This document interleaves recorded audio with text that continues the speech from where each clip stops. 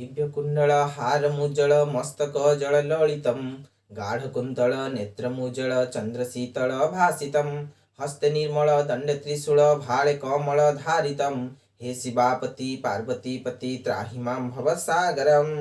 जय जगन्नाथ।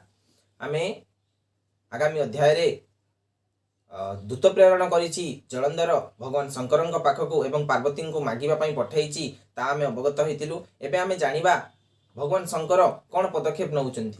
तेणु समस्त देवता समूह आसी कौन ना शंकर द्वारस्थ हेले कहीं ना हरि जेते बेले शत्रु कबल रे आच्छादित अछंती बा जलंधरपुर रे अछंती एबे हर ही रक्षा करि परिबे, शंकर ही रक्षा करि परिबे। शंकर पाखरे आसी चित्कार कले त्राहि माम त्राहि माम त्राहि माम।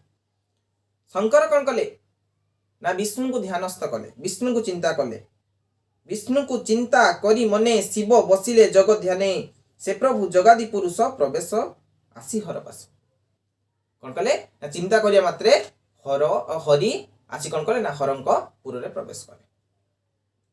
तेणुकर से समस्त वृत्तांत शंकर नारायण को कहले एमिति से दुष्ट मोर स्त्री पार्वती को से मागुची तेणु करी आपण विनाश करंतु।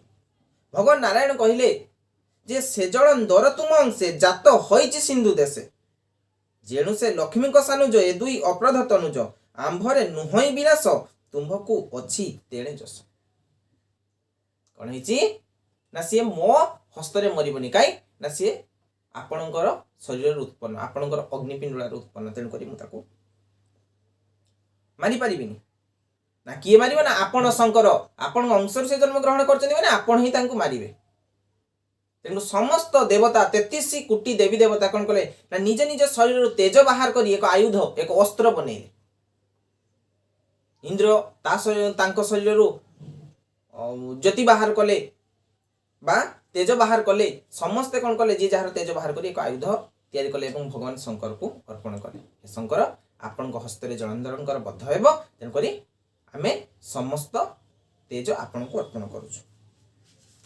एपटे कौन हैला ना अस्त्र सज्ज हेबा परे शंकर कौन कले ना एक समर पाई से कौन कले ना आग को आसिले समर हब युद्ध हबा पई युद्ध को आग को आसिले एवं घमाघट युद्ध चलिला। कार्तिकेय गणेश शुंभ निशुंभ असुर मानकर शुंभ निशुंभ जलंधर कालनेमी एपटे शंकर भगवान नंदी भृंगी एमिति समस्ते देवता एवं असुर जलंधरपुरवासी एवं कैलाशपुरवासी घमाघट युद्ध चलिला।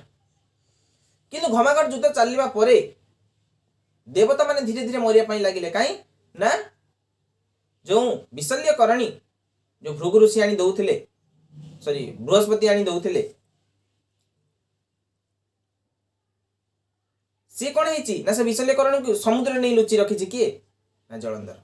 तेणु करी देवता माने विशल्य करणी पाई न पारी धीरे धीरे धीरे धीरे मृत्युवरण करने लगे। एपटे कौन है ना जिते शंकर पुरवासी जानिया पाई जे शुक्राचार्य पाखे मृत्यु संजीवनी अच्छी से कन्नरे पढ़िया मात्रे सबू असुर माने बंची जाउचंती सेतबे शंकर कौन करचंती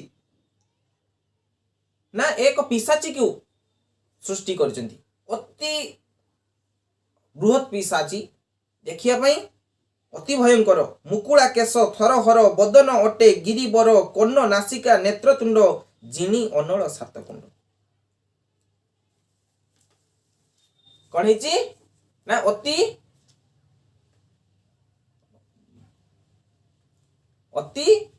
विशाल एक राक्षस को सी जन्म ग्रहण करेचंती बा सृष्टि करेचंती एवं ताको आदेश देइचंती शंकर भगवान जे तमे जाओ जाई कौन करिवो ना शुक्राचार्य को आनी एक जगार रखिबो किंतु ताको मारिबनी ताको जीवन रे मारिबनी।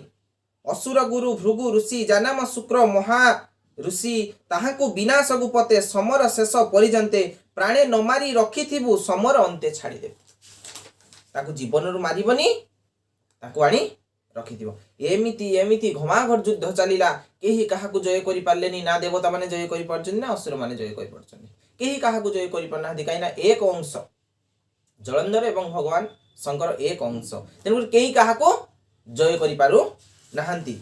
एमिति घमाघट युद्ध चलीची एवं कार्तिकेयंकर वाहन मयूरଙ୍କ ଉପରେ ପ୍ରହାର ହେଇଛି ଏବଂ ମୟୂରଙ୍କୁ कार्तिकेय तांकर बासस्थान को पठे देई कार्तिकेय युद्ध करने ପାଇଁ ଲାଗିଛନ୍ତି। ଯିଏ ଯାହା ବାହନ ଉପରେ ବସି ଯୁଦ୍ଧ କରୁଛନ୍ତି କିନ୍ତୁ କେହି କାହାକୁ ସମରରେ ଜିଣି ପାରୁନାହାନ୍ତି।